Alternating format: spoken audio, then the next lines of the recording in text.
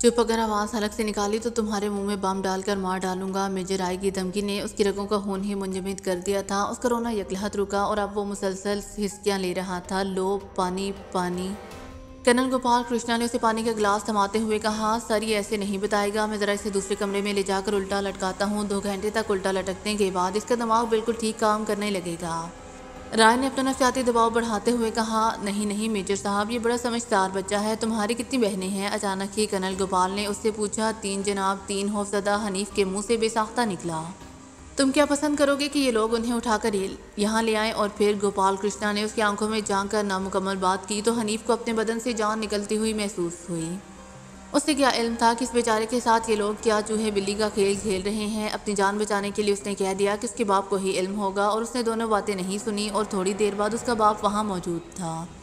Colonel Gopal Krishna نے اس کی شکل پر نظر پڑتے ہی میجر رائے سے ٹی بریک کے لیے کہہ دیا تھا۔ اس کوڈ کا مطلب سمجھ کر میجر رائے کے ہونٹوں پر زہریلی مسکراہٹ پھیل گئی۔ اس نے دونوں گارڈز کو اندر طلب کیا۔ کیا نام ہے تمہارا؟ اچانک ہی اس نے سبزی فروش کشمیری سے، جس کا خوف سے پہلے ہی زرد رنگ پڑ چکا تھا، دریافت کیا۔ الائی مائی باپ، الائی نام ہے میرا، کپکپاتی آواز میں اس نے جواب دیا۔ ہمارے لیے چائے بھیج دو اور الائی کو ناشتہ کروا کر 15 منٹ بعد لے آنا، اس نے گارڈز کی طرف دیکھ کر کہا۔ Okay sir. گارڈز نے الائی کو گردن اور بازوؤں سے اس طرح دبوچا جیسے بھیڑیا کسی بھیڑ کے بچے کو قابو کرتا ہے۔ وہ چیختے چلاتے الائی کو ڈائننگ روم میں لے گئے۔ پلک جھپکتے میں انہوں نے مظلوم کشمیری کو کپڑوں سے بے نیاز کر دیا۔ اس سے پہلے کہ اسے صورتحال سمجھ آئے، انہوں نے چیختے چلاتے الائی کے دونوں پاؤں میں پہلے سے رکھے 2 رسی کے پھندے پہنائے۔ اس کے ساتھ ہی اپنا شیطانی عمل شروع کر دیا۔ الائی کے جسم کو زور کا جھٹکا لگا اور وہ الٹا چھت کے ساتھ لٹکا دیا گیا۔ اس کے ساتھ ہی وہاں ایک کونے میں بیٹھے ایک مسٹنڈے نے، جس کے سامنے ریم کی خالی بوتل پڑی ہوئی تھی، اس کے جسم پر وحشیانہ انداز سے ڈنڈے برسانے شروع کر دیے۔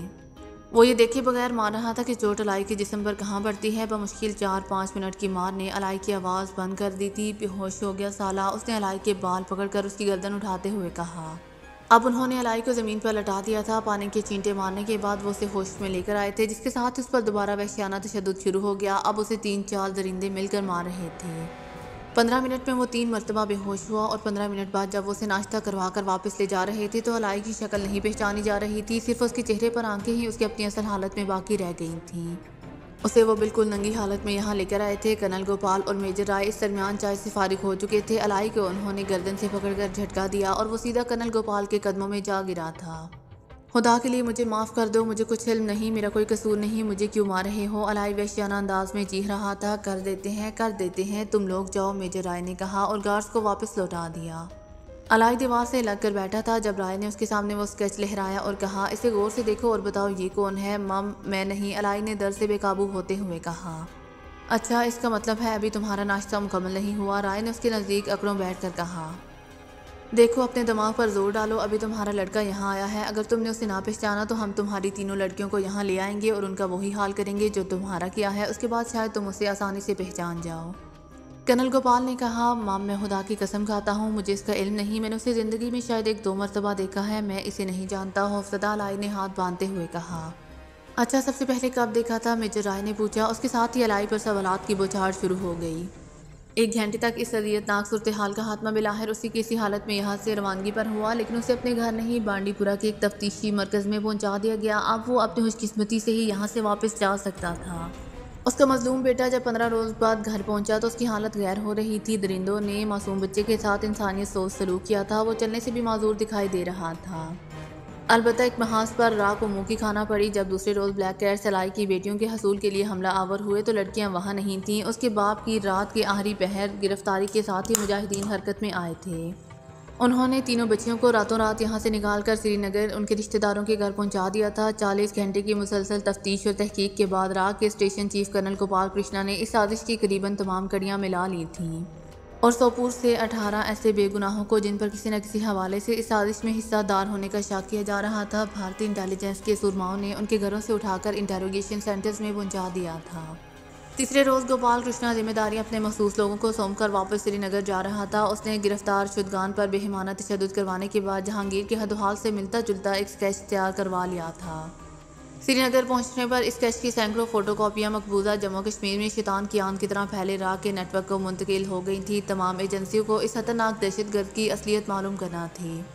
جس نے بھارتی سرحدوں میں داخل ہوتے ہی بھارتی فوج کو تگنی کا ناچ نچا دیا تھا اور کمانڈر مختار کو، جو بھارتی انٹیلیجنس ایجنسیوں کے نزدیک قصہ ماضی بن چکا تھا، دوبارہ زندہ کر دیا تھا۔ بچ کر نہیں جا سکتا، کہاں تک جائے گا، کہاں تک؟ میں دنیا کے آخری کونے تک اس کا تعاقب کروں گا۔ میر صاحب، مجھے اس شخص اگلے 1 ہفتے میں باہر صورت چاہیے۔ سرحد کے تمام چینلز کو ایکٹیویٹ کر دو۔ افغانستان کے کیمپوں سے لے کر سوپور تک کے تمام اڈے کھنگال ڈالو۔ بہت خطرناک آدمی ہے، اگر ایک اور ایسی واردات کر گیا تو ہماری کمر توڑ کے رکھ دے گا۔ ان کے بیس کیمپ میں نئے لوگ داخل کرو کل ہی۔ کرنل گوپال نے بے چینی سے ٹہلتے میجر رائے سے کہا۔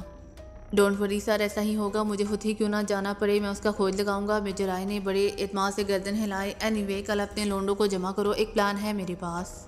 میں اسے جوہے دان تک لے آؤں گا، ضرور پھنسے گا، میرے جال میں ضرور پھنسے گا۔ کرنل گوپال کرشنا نے بڑے پر اعتماد لہجے میں کہا۔ اگلے روز میر صاحب نے 3 نوجوان اس کے سامنے پیش کر دیے۔ سر، یہ ہیں ہمارے مجاہد، اس نے بڑے فخر اور تنزیہ لہجے میں کہا تھا۔ 3 نوجوان مجرموں کی طرح سر جھکائے کھڑے تھے، لیکن تینوں کے منہ پر لعنت برس رہی تھی۔ ویل ڈن، شاباش۔ کرنل گوپال کرشنا نے باری باری تینوں سے ہاتھ ملایا اور ان کی حیثیت دریافت کرنے لگا۔ رات تو ٹھیک گزری نا؟ ارے واہ، مزہ آ گیا۔ تینوں میں سے ایک نے سسکاری لے کر کہا، ہمارے ساتھ رہو گے تو اسی طرح مزے کرو گے۔ اس نے ہلکا سا کہا بلند کیا۔ میر صاحب نے رات ان کے قیام و طعام کا بندوبست را کے سیف ہاؤس میں کیا تھا، جہاں را کی سدھائی ہوئی فحشاؤں نے رات بھر انہیں لذت کام و دہن مہیا کی تھی، اور وہ یہی آسان نسخہ تھا جس پر عمل کر کے وہ صدیوں سے مسلمانوں کو شکار کرتے آ رہے تھے۔ سر، ہم نے سرفروش کے نام سے اپنی تنظیم بنا لی ہے۔ سری نگر کے قریباً 20 نوجوان ہماری تنظیم میں شامل ہو چکے ہیں۔ ہم نے اپنے 3 ساتھیوں کو ادھر سرحد پار پہنچانے کا بندوبست بھی کر لیا ہے۔ ان میں سے ایک جاوید ہوگا۔ ان کے کمانڈر نے اپنے ایک ساتھی کی طرف اشارہ کرتے ہوئے کہا۔ کرنل گوپال نے جاوید کے کندھے پر بے تکلفی سے ہاتھ رکھتے ہوئے معنی خیز نظروں سے اس کی طرف دیکھا۔ جواب میں جاوید نے بھی بے غیرتی سے دانت نکال دیے۔ دیکھو شریف، ہم نے تمہاری ہر خواہش تمہاری مرضی کے مطابق پوری کی ہے۔ پیسہ، عورت، شراب، تم نے جو مانگا وہ دیا۔ آج دوستی کی آزمائش کا وقت آ گیا ہے۔ اس تصویر کو غور سے دیکھو، اسے اپنے دماغوں پر نقش کر لو۔ کرنل گوپال نے ان کمانڈوز کو مخاطب کرتے ہوئے جہانگیر کو مختلف پوز سے بنائے گئے 3-4 اسکیچ نکال کر ان کے سامنے رکھ دیے۔ تینوں باری باری غور سے انہیں دیکھتے رہے۔ ٹھیک ہے سر، دیکھ لیا اور پہچان بھی لیا، اب یہ زندگی بھر ہمارے ذہن سے محو نہیں ہو سکتا۔ کمانڈر شریف نے کچھ دیر بعد کہا۔ ہمیں اس کے نام کا علم نہیں، یوں بھی ہم نام کے چکر میں نہیں پڑے۔ فرض کر لو اس کا نام خالد ہے، فرضی نام۔ مجھے ہر صورت میں یہ شخص چاہیے، زندہ، سمجھ گئے نا؟ زندہ۔ میں اسے زندہ گرفتار کرنے کے لیے کوئی بھی قیمت ادا کرنے کے لیے تیار ہوں۔ تو کل تم ہوشیار رہنا، اپنی آنکھیں کھلی رکھنا۔ اس کی گرفتاری کا تمہیں کتنا بڑا انعام ملے گا، اس کا تم تصور بھی نہیں کر سکتے، تمہارے وہم و گمان میں بھی نہیں آ سکتا۔ کرنل کرشنا گوپال بول رہا تھا اور ان کی رال ٹپک رہی تھی۔ آپ مطمئن رہیں سر، ہم اسے زمین کی 7 تہوں سے بھی نکال لائیں گے، ادھر یا ادھر، یہ جہاں بھی بہت جلد آپ کے سامنے ہوگا۔ جاوید نے چاپلوسی کا مظاہرہ کیا۔ گڈ، شاباش، مجھے تم سے یہی امید ہے۔ کرنل گوپال نے سر ہلاتے ہوئے کہا۔ قریباً گھنٹہ وہ ان تینوں کو بریفنگ دیتا رہا، جس کے بعد انہیں رخصت کر دیا گیا تھا۔ روانگی سے پہلے میر صاحب نے تینوں کو الگ الگ لفافے دیے تھے جو نوٹوں سے بھرے ہوئے تھے۔ یہ ان کا معمول تھا۔ را نے مجاہدین کی سرگرمیوں کا ابتدا میں کچھ زیادہ اہمیت نہیں دی تھی۔ ان کا خیال تھا کہ جلد یا بدیر یہ تحریک ہوتی وسائل کی کامیابی اور ستم ظریفی حالات کے ہاتھوں دم توڑ دے گی، کیونکہ وادی کشمیر میں کسی بھی گوریلا جنگ کو جاری رکھنا ممکن نہیں۔ لیکن جب ان کی توقعات کے برعکس صورتحال ان کے قابو سے باہر ہونے لگی اور چند مجاہدین کے دلوں میں بھڑکنے والی اس چنگاری نے ایک راو بن کر مقبوضہ کشمیر کے بچے بچے کو اپنی لپیٹ میں لے لیا، تو را نے سنجیدگی سے اسے ختم کرنے کی کوششیں شروع کر دیں۔ اس عمل میں یوں بھی بہت سی تدابیر اختیار کی گئیں، لیکن ان میں سب سے کامیاب طریقہ یہی تھا کہ مجاہدین کی جماعت کو کئی گروپوں میں تقسیم کر دیا جائے۔ ابتدا میں 3-4 مجاہد تنظیمیں ہی منظر عام پر آئی تھیں، لیکن اب حالات مختلف تھے اور مقبوضہ کشمیر کے ایک ایک شہر میں 3-3، 4-4 تنظیمیں بن چکی تھیں۔ ان میں بعض ایسی مجاہد تنظیمیں بھی تھیں جن کا وجود سری نگر کے ایک محلے سے باہر دکھائی نہیں دیتا تھا، لیکن وہ اپنی ایک الگ حیثیت اور شناخت رکھنے پر باضد رہتے۔ را کی یہ پالیسی بڑی کامیاب رہی تھی۔ اس طرح کی گروپ اور گروہ بندیوں کی آڑ میں وہ اپنے گروپ اور گروہ آسانی سے داخل کر سکتے تھے، اور وہ ایسا ہی کر رہے تھے۔ سری نگر میں انہوں نے سرفروش کے نام سے کرنل گوپال کی زیر نگرانی جو مجاہد گروپ قائم کر دیا تھا، اس کی سرگرمیوں کو ایک خاص سازش اور اسکیم کے تحت اخبارات میں اچھالا جا رہا تھا۔ آج رات بھی انہوں نے اپنے ان نام نہاد سرفروش کے لیے ایک اور کارنامہ انجام دینا تھا تاکہ ان کی شہرت کو مزید 4 چاند لگ سکیں۔ شام ڈھل چکی تھی اور کرنل گوپال اس وقت بادامی چھاؤنی میں موجود تھا جب میر صاحب نے مہمانوں کی آمد کی اطلاع دی۔ ٹھیک ہے، گوپال نے کھڑے ہوتے ہوئے کہا۔ وہ اپنے ہال نما کمرے کے دوسرے کونے کی طرف جا رہا تھا، جہاں 15-20 کرسیاں نیم دائرے کی شکل میں بچھی ہوئی تھیں، جن کے سامنے ایک دیوار پر مقبوضہ کشمیر کا بڑا نقشہ آویزاں تھا۔ تھوڑی دیر بعد سامنے کا دروازہ کھلا اور سامنے جوان باری باری اندر داخل ہو کر اسے سلیوٹ کرنے کے بعد ان کرسیوں پر بیٹھ گئے۔ یہ بلیک کیٹ تھے، بھارتی فوج کے کمانڈوز، جنہیں یہاں ایک خاص مشن کو مکمل کرنے کے لیے طلب کیا گیا تھا۔ بھارتی فوج کے کمانڈوز کو کچھ بٹالین کو را کو لیے محسوس کر دیا گیا تھا۔ انہیں را کے کچھ افسران کچھ ہاس کوس کرواتے تھے، جس کے بعد وہ ذہنی اور جسمانی طور پر خود کو بھارتی فوج سے الگ کوئی سپر قسم کی مخلوق سمجھنے لگتے تھے۔ کرنل گوپال نے سامنے لٹکے نقشے پر پہلے سے لگے نشانات پر جگہ جگہ چھڑی رکھ کر انہیں سمجھانا شروع کر دیا کہ انہیں کیا کرنا ہے، کہاں کرنا ہے اور کب کرنا ہے۔ سری نگر کے نواحی علاقے کھمنو میں موجود اس عارضی فوجی چھاؤنی سے کچھ فاصلے پر JKSF Jammu Kashmir state force کی اس چوکی سے متعلق بڑی پراسرار داستانیں مشہور تھیں۔ یہ سمجھا جاتا تھا کہ ایک مرتبہ یہاں آنے والا پھر قسمت سے ہی زندہ واپس اپنے گھر لوٹتا ہے۔ انسپکٹر غلام رسول یہاں کا انچارج تھا، جو اس علاقے میں کسائی کی شہرت رکھتا تھا۔ مجاہدین کی اکثر تنظیموں نے اس پر قاتلانہ حملے کیے تھے، لیکن اس کی خوش قسمتی تھی کہ ابھی تک وہ ان حملوں سے محفوظ تھا اور اپنے کاموں میں مصروف۔ چند روز پہلے ہی سرفروش نامی مجاہدین کی تنظیم نے اعلان کیا تھا کہ وہ انسپکٹر غلام رسول کو قتل کریں گے، جس کے بعد سری نگر کے عوام میں اس تنظیم سے متعلق خاصی بحث چل نکلی تھی۔ یوں تو یہاں متعدد مجاہد تنظیمیں تھیں، لیکن اس طرح آج تک کسی تنظیم نے للکار کر کسی بھارتی آفیسر کو مارنے کا دعویٰ نہیں کیا تھا۔ انسپکٹر غلام رسول نے جب ملٹری انٹیلیجنس سے اس تنظیم کے متعلق معلومات حاصل کرنا شروع کی تو اسے ٹال دیا گیا۔ اسے یہی بتایا گیا کہ یہ کوئی خاص تنظیم نہیں، چند سر پھرے نوجوانوں کی کوئی پارٹی ہوگی۔ ایسی درجنوں تنظیمیں سری نگر میں موجود ہیں، اسی لیے اسے فکر مند ہونے کی ضرورت نہیں۔ یوں بھی جو لوگ ایسے کام کرتے ہیں وہ اس طرح بڑھ کے نہیں مارا کرتے، اور انسپکٹر رسول بے فکر ہو گئے۔ لیکن اس روز جب وہ کھمبو میں اپنی چوکی کے کمرے میں بیٹھا رحم سے جی بہلا رہا تھا تو اچانک چوکی پر قیامت ٹوٹ پڑی۔ گولیاں می کی طرح برسنے لگی تھی اور باہر موجود اس کے 10-15 جوان پہلے ہی حملے میں مارے گئے تھے۔ غلام رسول نے زمین پر گرتے گرتے بھی اپنے ٹرانسمیٹر سیٹ پر ایمرجنسی سگنل دے دیا تھا، جس کا مطلب تھا کہ اس پر حملہ ہو گیا تھا۔ یہ ایمرجنسی سگنل عارضی فوجی چھاؤنی پر ریسیو بھی ہو گیا تھا، لیکن جس آپریٹر کی ڈیوٹی تھی اسے مسکراتے ہوئے اپنے سیٹ کی طرف دیکھ کر آنکھیں مار کر اسے آف کر دیا تھا اور دوبارہ مینوشی میں مشغول ہو گیا۔ غلام رسول اپنے ہاتھ میں پستول پکڑے اپنے میز کے نیچے چھپا ہوا تھا جب کھڑکیاں اور دروازے توڑ کر حملہ آور اندر داخل ہو گئے۔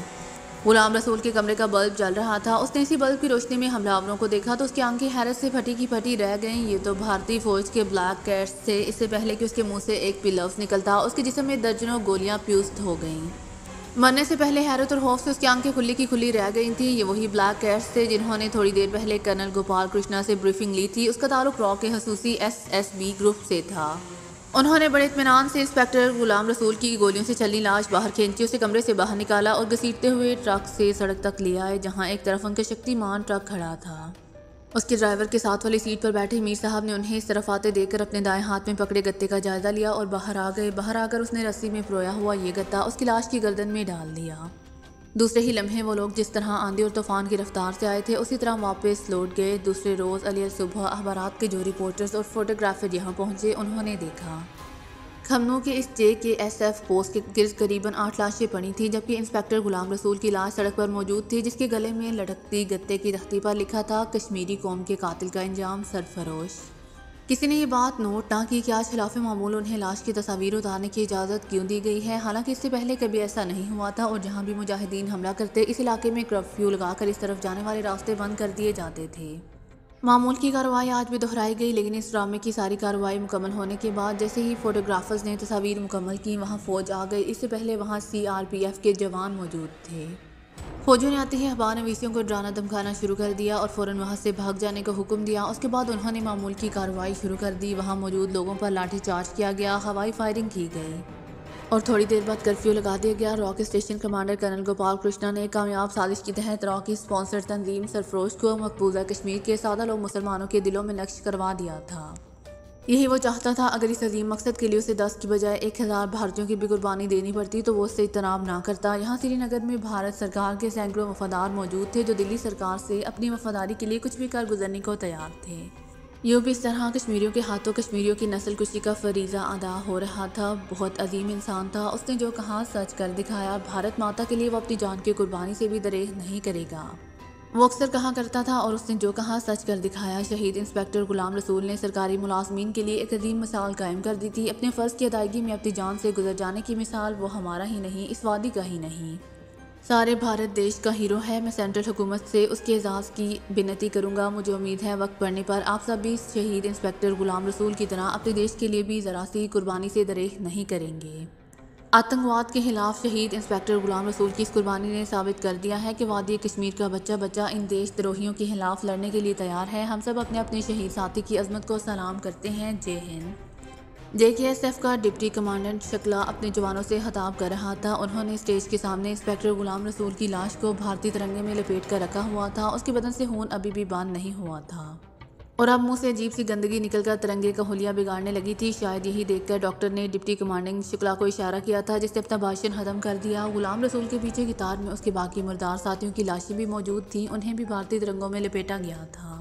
JKSF کی ایک کمپنی کے جوانوں نے قطار میں کھڑے ہو کر انہیں ہوائی فائرنگ کے ذریعے سلامی دی اور ان کی لاشوں کو ٹرکوں پر لاد کر سرکاری قبرستان کی طرف لے گئے۔ ان کی لاشیں سویلین قبرستان میں اس خوف سے نہیں دفنائی جا رہی تھیں کہ مبادہ مقامی آبادی ان کی لاشوں کو قبروں سے نکال کر باہر ہی نہ پھینک دے، اور بھارت سرکار اپنے شہیدوں کی لاشوں کی بے حرمتی تو برداشت نہیں کر سکتی تھی۔ اگلے روز وادی کے تمام اخبارات نے غلام رسول انسپکٹر کی موت کو نمایاں کوریج دی تھی اور سرفروش کو کشمیریوں کے ہیرو کی حیثیت سے اجاگر کیا تھا۔ اخبارات نے اپنے دفاتر میں سرفروش کے کمانڈر شریف کا ایک فیکس اور ٹیلی فون میسج بھی شائع کیا تھا، جس میں اس نے کہا تھا کہ غلام رسول کی موت سے کشمیریوں پر ظلم کرنے والے سرکاری ملازمین کو علم ہو جانا چاہیے کہ ان کا انجام سین سے مختلف نہیں ہوگا، اور آج کے بعد جس کشمیری پولیس ملازم کے متعلق یہ علم ہوا کہ اس نے بے گناہ کشمیریوں پر ظلم کیا ہے، اسے اس کے خاندان سمیت نیست و نابود کر دیا جائے گا۔ کمانڈر شریف نے کہا تھا کہ انہوں نے جو کہا وہ کر کے دکھایا، اور وہ اپنے عوام سے وعدہ کرتے ہیں کہ آزادی کے حصول تک ان کی جنگ قابضوں کے خلاف اسی طرح جاری رہے گی۔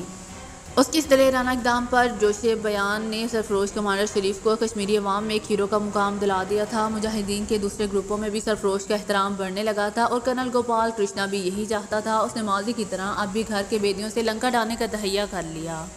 سوپور سے بھانڈی پورہ تک کا سفر انہوں نے قریباً 40 گھنٹے میں مکمل کیا تھا۔ اس درمیان زینب نے اسے ایک لمحے کے لیے بھی احساس نہیں ہونے دیا تھا کہ وہ کوئی کمزور لڑکی ہے۔ جہانگیر نے محسوس کیا کہ حیرت انگیز طور پر وہ اس کا حوصلہ بڑھاتی آئی تھی۔ سوپور سے تھوڑے ہی فاصلے پر انہیں بھارتی فوج سے واسطہ پڑا تھا۔ سینکڑوں کی تعداد میں پیدل فوجی قریبی چھاونی سے سوپور کی طرف جا رہے تھے۔ یہ لوگ یقیناً شہر پر حملہ کرنے جا رہے تھے۔ جہانگیر نے خدا کا شکر ادا کیا کہ ان کی ٹائمنگ صحیح رہی، ورنہ شاید وہ ان لوگوں کے سوپور کو گھیرنے میں لینے کے بعد وہاں سے کبھی نہ نکل پاتے، کیونکہ بھارتی جب کسی علاقے کا محاصرہ کرتے تھے تو ایسی ترتیب بناتے تھے کہ وہاں سے پرندہ بھی ان کی نظروں سے بچ کر نہیں نکل سکتا تھا۔ زینب نے سب سے پہلے فوجیوں کو اپنے پاس موجود نائٹ ویژن کے ذریعے دیکھا تھا۔ دونوں سڑک سے ہٹ کر پہاڑی سلسلے میں سفر کر رہے تھے جب اس نے کسی لاشعوری عمل کے تابع سڑک کا جائزہ لینے کے لیے اس طرف دیکھا تھا۔ ایک مرتبہ تو اس کا دل دھک سے ہی رہ گیا تھا جب اس نے بختر بند گاڑیوں کے درمیان سینکڑوں کی تعداد میں فوجیوں کو جنگی تربیت سے اس طرف آتے دیکھا تھا۔ وہ دونوں اس وقت ایک بڑے پتھر کی اوٹ میں کھڑے تھے۔ کیا بات ہے، کیا ہوا؟ جہانگیر نے اسے رکتے دیکھ کر استفسار کیا۔ زینب نے اس کے منہ پر انگلی رکھ کر اسے آہستہ بولنے کی تلقین کرتے ہوئے دوسرے ہاتھ سے سڑک کی طرف اشارہ کیا اور دوربین اسے تھما دی۔ جہانگیر نے سامنے دیکھا اور دیکھتا ہی رہ گیا۔ جس ترتیب سے یہ لوگ آگے بڑھ رہے تھے، اگر وہ ارد گرد کے پہاڑی سلسلے میں پھیلنا شروع کر دیتے تو ان کے لیے مشکلات پیدا کر سکتے تھے، اور وہ دونوں جانتے تھے کہ جیسے جیسے وہ سوپور کے نزدیک آئیں گے پھیلنا شروع کر دیں گے۔ دوربین دوبارہ زینب کو لوٹاتے ہوئے اس نے استفہامیہ نظروں سے اس طرف دیکھا۔ زینب کے لیے ایک لمحے کے لیے رک کر کچھ سوچا، شاید وہ اگلی حکمت عملی تیار کر رہی تھی، پھر اچانک اپنا رخ بدل لیا۔ اس نے فی الوقت اپنے ذہن میں جنم لینے والے اس خطرے کا تدارک کرنا چاہا کہ اب بھارتی فوج پہاڑوں پر پھیلے گی۔ اب وہ شمال کی سمت پہاڑی سلسلے کے اندر ہی اندر چلتے جا رہے تھے۔ قریباً 2-2.5 کلومیٹر راستہ طے کرنے کے بعد وہ رک گئے۔ صبح کے آثار ہوا ویدہ ہو رہے تھے۔ آگے قدرے میدانی علاقہ شروع ہو گیا تھا۔ یہ کون سا علاقہ ہے؟ جہانگیر نے استفسار کیا۔ ہم سوپور کے فوجی نواحی علاقوں میں گھوم رہے ہیں۔ میرے خیال سے سڑک کی طرف جانا خطرناک ہوگا۔ یہاں ہمارا ایک ہائیڈ آؤٹ ہے، لیکن اس وقت وہاں جانا خطرناک ہوگا۔ میرے خیال سے ہمیں شام ڈلنے کا انتظار کرنا چاہیے، اس کے بعد ہی آگے سفر کیا جائے۔ میں کوشش کروں گی کہ یہاں سے رابطہ کر کے آگے چلے۔ مختار بھائی کو بھی ہم یہاں سے کوئی پیغام بھیج سکتے ہیں، وہ لوگ تو انشاءاللہ سری نگر پہنچ چکے ہوں گے، زینب نے کہا۔ جہانگیر کے لیے خود کوئی فیصلہ کرنا یا اس کے کسی فیصلے پر کوئی رائے دینا مشکل تھا، کیونکہ اسے راستے سے کوئی آشنائی نہیں تھی۔ اب اسے سری نگر جانا تھا، یہاں سے پھر مقامی ساتھیوں کی مدد سے اس جہاد کو نئی جہت دینی تھی۔ شام تک کا وقت انہوں نے وہیں گزارا۔ اس درمیان وہ ان چنوں پر گزارا کرتے رہے جو احتیاطاً زینب نے ساتھ رکھ لیے تھے۔ جہانگیر نے یہ بات خاص طور پر محسوس کی کہ زینب کے سامنے اس کی شخصیت کوئی دب سی گئی تھی۔ وہ دونوں کافی دیر اکٹھے رہے۔